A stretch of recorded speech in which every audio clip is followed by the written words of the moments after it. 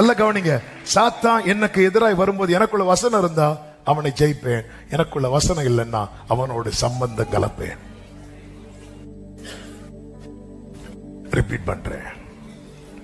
சாத்தான் என்னை சோதிக்க வரும்போது எனக்குள்ள வசனம் இருந்தால் அவனை ஜெயிப்பேன். எனக்குள்ள வசனம் இல்லைன்னா நான் ஒயிட் அண்ட் ஒயிட் போட்டாலும் அவனோடு சம்பந்தம் கலப்பேன். ஆவியானவர் சபைகளுக்கு சொல்லுகிறதை காதுள்ளவன் கேட்க கடவன்.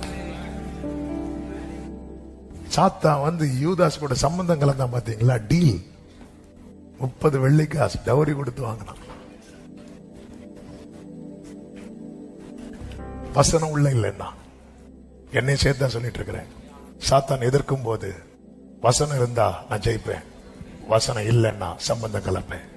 அதனுடைய விளைவு என் வாழ்க்கையில ஒரு பெரிய அறை அவனுக்கென்று ஒதுக்கப்படும். அதுக்குள்ள அவன் தட்டு முட்டுகளை வைப்பான். அது என்னுடைய கேரக்டரா வெளிப்படும், அது இச்சையா வெளிப்படும், அது பாவமா வெளிப்படும், அது மாம்ச கிரியைகளா வெளிப்படும். மாம்ச கிரியைகளை வெளிப்படுத்துகிறவன் தேவராஜ்யத்துக்கு புறம்பாயிருக்கிறான். இது இருக்கக்கூடாதுன்னா ஆண்டவர் நதி போல பனி போல இந்த உபதேசத்தை சபையே உன்மேல் பொழிய பண்ணி கொண்டிருக்கிறார். நீங்க யாரா இருக்கலாம், விசுவாசிகளா இருக்கலாம், விசுவாசிகளின் பிள்ளைகளா இருக்கலாம், போதகர்களா இருக்கலாம், போதகர்களின் பிள்ளைகளா இருக்கலாம்.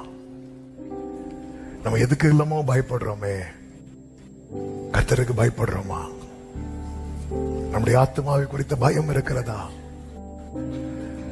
மனுஷனை உலகம் முழுவதும் நீ ஆதாயப்படுத்திக் கொண்டாலும் உன் ஜீவன் நஷ்டமானால் என்ன லாபம்? என்ன லாபம்? நீ அங்கிருப்பாயோ, நீ அங்கிருப்பாயோ, நீ அங்கிருப்பாயோ சொல் என் மனமே.